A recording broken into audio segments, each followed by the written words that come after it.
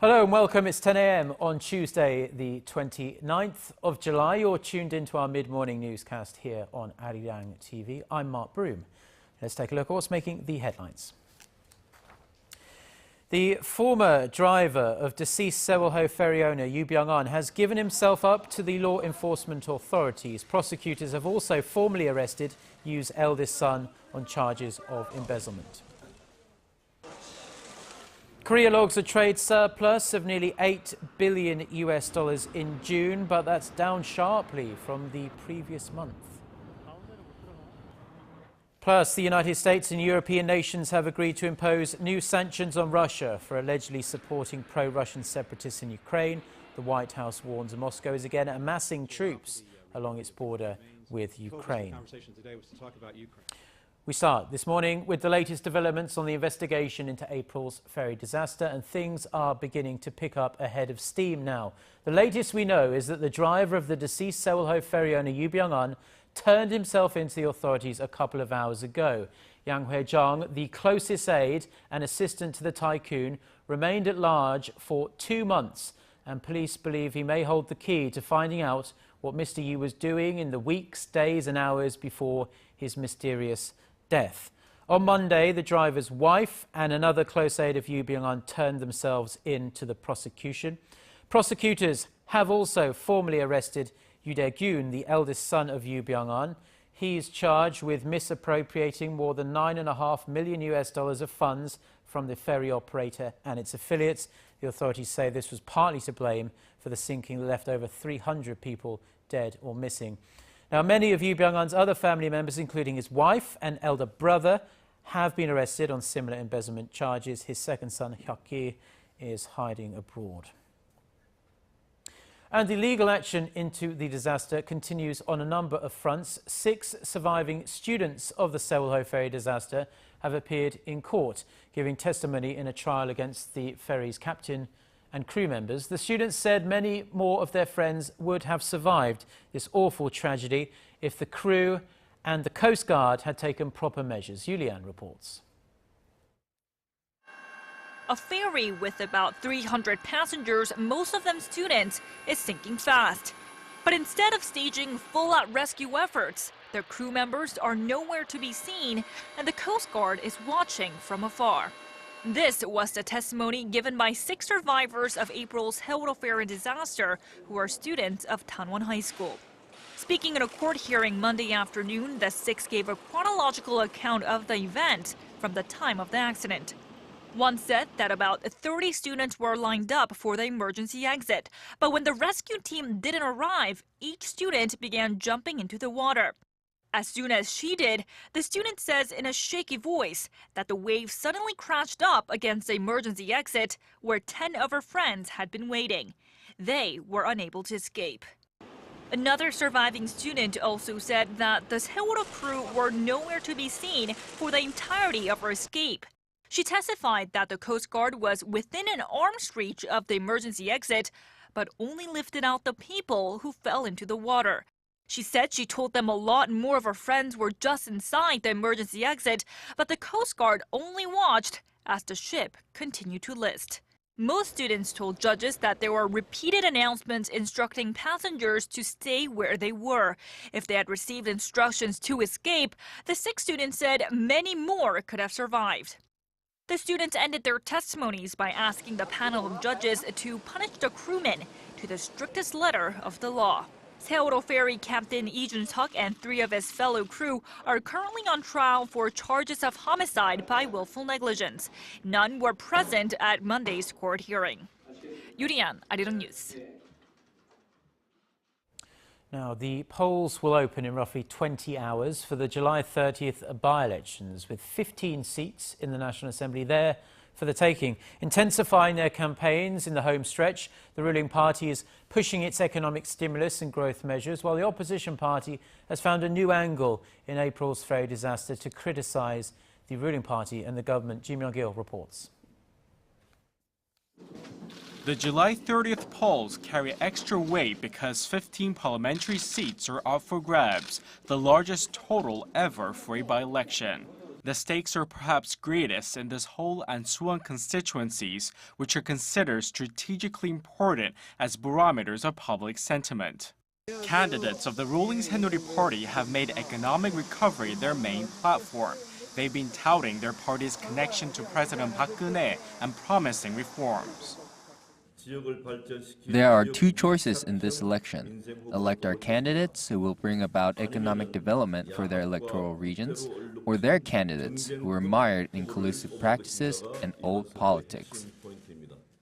The main opposition New Politics Alliance for Democracy has also gone on the offensive, deeming the by-election a chance to prompt change.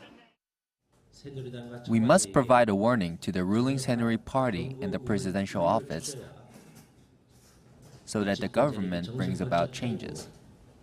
The main opposition party has been hammering on the government's failure to arrest Yoo Byung-eun, the de facto owner of the Sewol-ho ferry, which sunk in April, killing 304 people. To make them more competitive in races against their conservative rivals, the opposition recently unified campaigns in specific constituencies behind one candidate. The by-election comes less than 2 months after local elections in June, which neither the ruling nor the main opposition party claimed victory. Joo Byung-eun, ARIRANG News. Some newly discovered documents show that Japan did not return major cultural assets to Korea that it had agreed to give back under a 1965 treaty that normalized the two nations' bilateral ties. According to the documents obtained by Seoul-based Yonhap News on Monday, Japan only sent 1/3 or around 1,400 pieces of the Korean property in question. The cultural properties that came back home were also those that Japan considered to have low historical or artistic value. The documents came from a ruling of the Tokyo High Court last week that upheld an appeal by the central government not to disclose 48 diplomatic documents related to the 1965 treaty. It said the release of those records could have a negative effect on Japanese diplomacy. Back here in Korea, and the government has confirmed another case of foot and mouth disease, signalling a spread of the highly infectious animal disease may have already begun. The Agriculture Ministry said on Monday that a second outbreak was confirmed at a pig farm in Goryeo, North Gyeongsang-do Province, and this comes just 4 days after the country confirmed its first outbreak of FMD in over 3 years at a pig farm in the nearby county of Hwe-jeong. All animals and vehicles at the farm in Goryeo have been placed under a temporary lockdown to prevent possible spreading of the disease. Now, Korea's last outbreak in 2011 cost the government billions of dollars and led to the culling of nearly 3.5 million animals.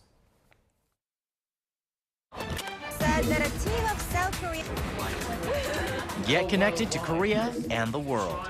Join us every weekday for the latest developments out of Korea, Asia, and beyond. On air, on your mobile, and online, we lead the way every day. ARIRANG News. To try and resolve the crisis in Ukraine, the European Union also offers $15 billion.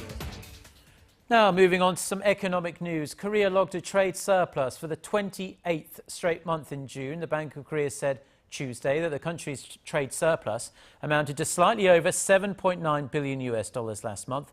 That's actually down nearly 13% or more than $1 billion from the previous month. The nation's trade balance has been in the black since March 2012. This is the second longest period since Korea posted 38 consecutive monthly surpluses in the late 1980s. Also, the trade balance in the first half of this year increased 25% from the previous year, amounting to $39.2 billion. That's an all-time record. Exports of display panels and semiconductors both rose more than 10% in June from the same month last year.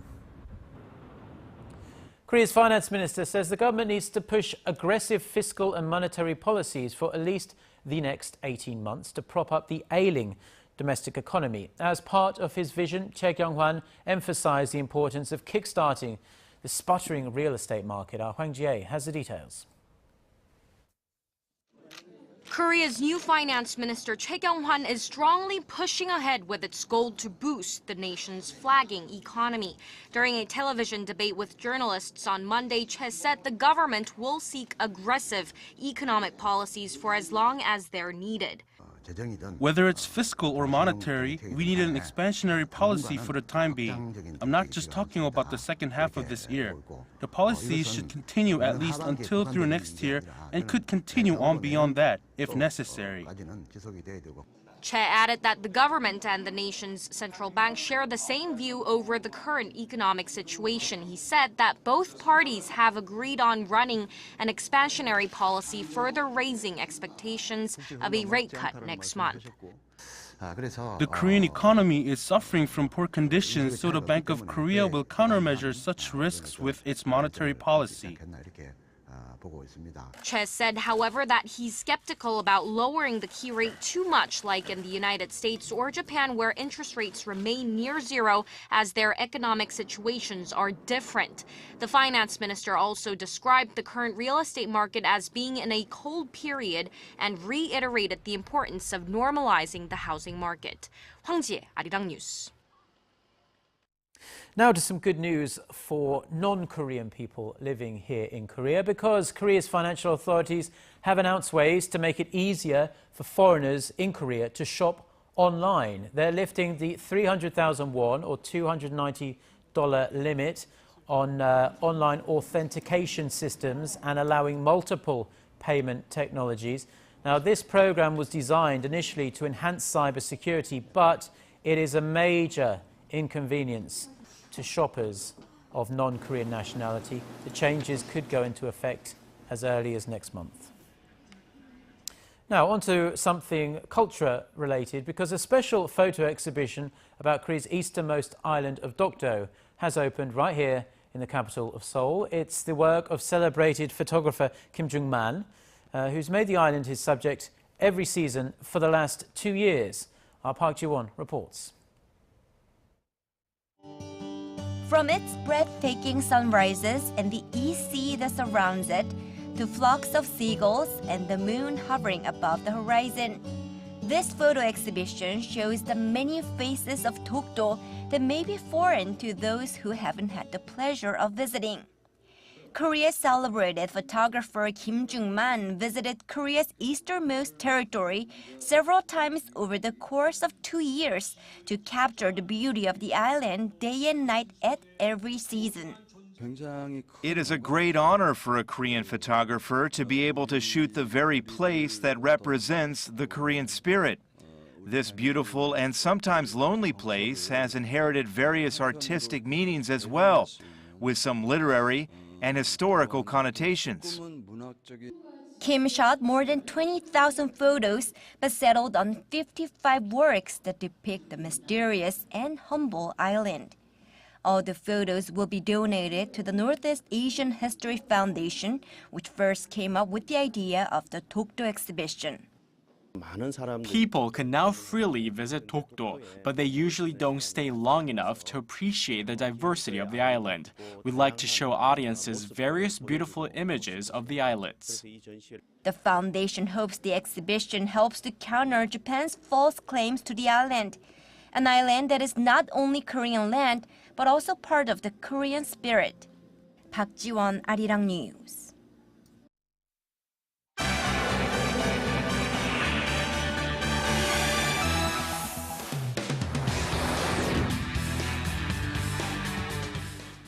Time now for a look through some of the international headlines we're following on this Tuesday morning. For that, we turn to our Eunice Kim, standing by at the news centre. Good morning to you, Eunice. Hello, Mark. Now, it appears that more sanctions are headed Moscow's way this week, as leaders from the US and the EU are certain that Russia is providing weapons to the separatists that shot down that ill-fated Malaysia Airlines Flight 17. Right, and discussions for the revved-up sanctions also come as pro-Russia rebels blocked international experts and police from the crash site for the third day in a row. Leaders are hoping for results by pumping up the pressure on Russia. Song Ji-sun reports. The leaders of the United States and a handful of European nations have made clear their determination to act against Russia. Following a conference call on Monday, U.S. President Barack Obama, German Chancellor Angela Merkel, French President François Hollande, British Prime Minister David Cameron, and Italian Prime Minister Matteo Renzi agreed to place additional, as yet unspecified, sanctions on the Russian economy this week. Western leaders are increasingly certain that Russian President Vladimir Putin has strong links to downing of Malaysia Airlines Flight 17 due to his support for pro-Russia separatists in eastern Ukraine. The leaders also call for unrestricted access to the MH17 crash site. Washington says its intel shows Moscow is continuing to transfer heavy weaponry and fighters across the border to aid pro-Russia separatists and has stationed Russian troops near the border in possible preparation for a further incursion into Ukraine. European leaders made clear last week that they were willing to target financial, defense, and energy sectors of Russia's economy, but some European countries remain wary of backing new measures that could restrict trade across entire industries and hurt the European economy. Song Ji-sun, ARIRANG News. What was supposed to be one of the most joyous days on the Muslim calendar was wrought with tears for those in Gaza on Monday. As many as 10 children are feared dead after explosions erupted at the Shanti refugee camp soon after a hospital was also hit on Eid al-Fitr, the end of the fasting month of Ramadan. Palestinian officials said they were the work of Israeli airstrikes, while Israel said misfired rockets detonated by, quote, terrorists were to blame. Meanwhile, Israel confirmed 5 of its soldiers died on Monday and that an equal number of Hamas fighters were also killed inside Israel. Prime Minister Benjamin Netanyahu, while calling Monday a painful day, warned of a prolonged Israeli Gaza operation that would neutralize Hamas tunnels into Israel. UN Secretary General Ban Ki-moon reiterated an earlier call by the United Nations for an immediate, unconditional humanitarian truce in Gaza, demanding both sides to end the violence in the name of humanity. But a ceasefire remains elusive. A huge plume of smoke was spotted in Libya as a fuel tank fire spread to a second tank in Tripoli's main petrol distribution facility. Government officials believe rival militias started the blaze in their ongoing struggle for control of the country's main airport that has killed nearly 100 people in the past week of fighting alone. Libya's national oil company said the fire was out of control.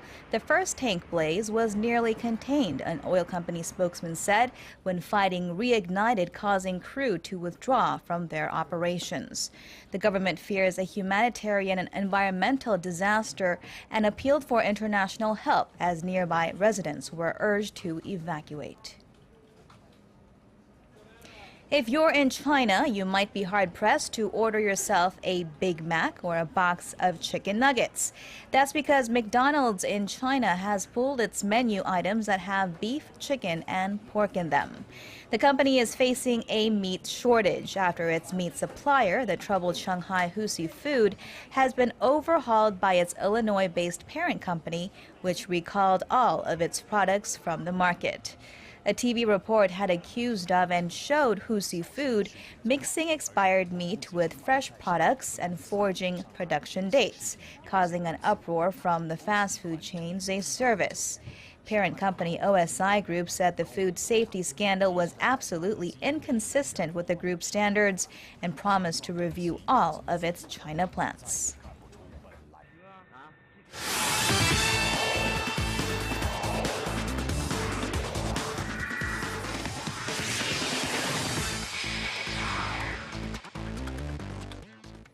And a good Tuesday morning to you all as we kick things off with the KFA as they continue to rebuild their committee. And on Monday, the newest technical committee director Lee Young-soo announced his new committee members.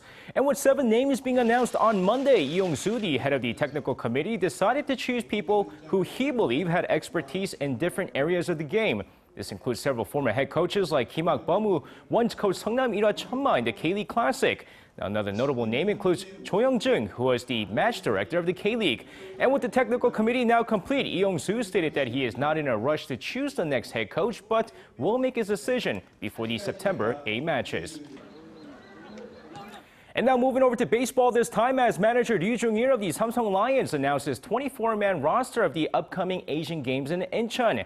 And while there were some clear-cut picks like Park Byung-ho, the Nexen Heroes who will play first base for the national team, several players were included for the first time. This includes Tusan Bears utility man Oh Jae-won, NC Dinos second-year slugger Na Sung-bum, and NC Dinos ace Lee Jae-hak.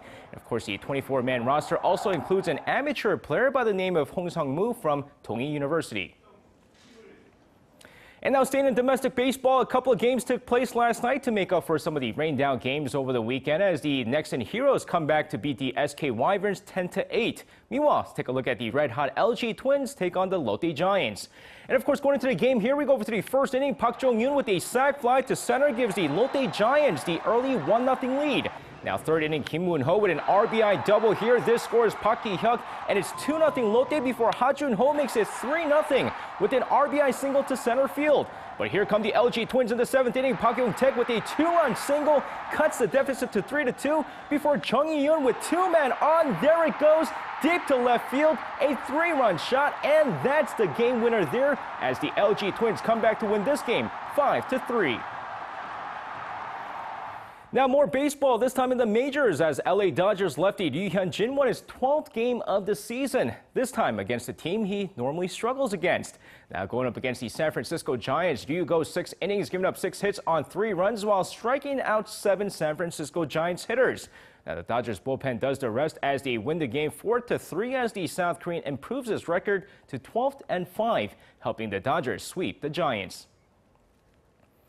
And now finishing things off in the LPGA with the South Korean national team finishing 3rd in the inaugural LPGA International Crown over the weekend. It was quite disappointing finish, but for Park In-bi, she showed that she's still one of the best in the world. Now, whether it be the clutch performance against Team USA over the weekend to help Korea advance to the finals or the 4-2 win over Caroline Hedwell of Sweden in this final single play round, Park In-bi showed that she was the leader on the team and pulled through for the team when they needed her. And while Korea might have fell short, she hopes Korea will finish on top in the next international crown in 2 years. And that's going to wrap it up for me. This has been SJ. Have a great rest of the day and see you guys again for your sports needs.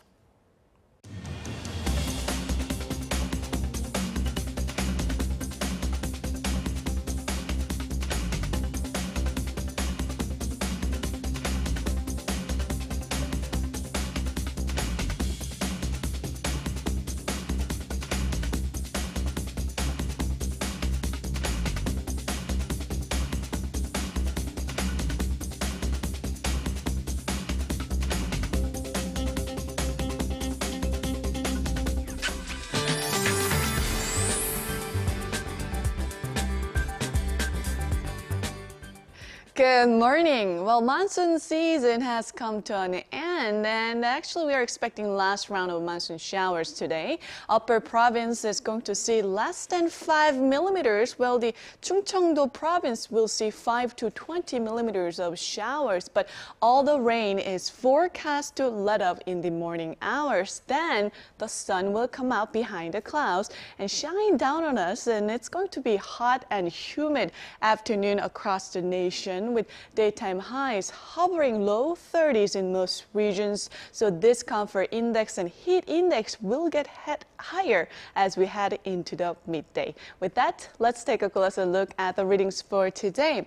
The high in Seoul and Gwangju will rise to 31, while Daegu and Busan will climb to 32 and 29 respectively. And for other regions, it looks like Jeju and Daejeon will top out at 30 and 31, and Dokdo should see highs of 20 27.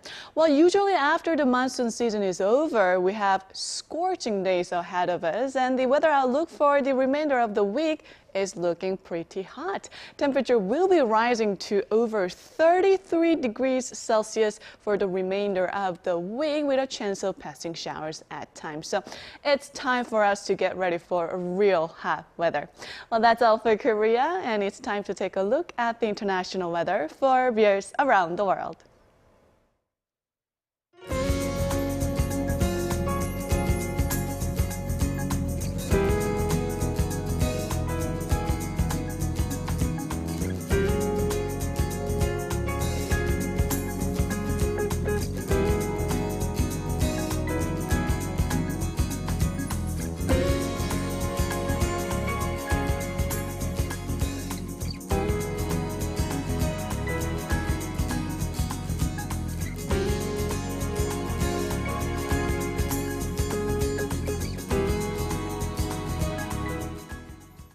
And that's all we have for now. We'll be back with our next newscast at noon Korea time in about 90 minutes. Until then, goodbye.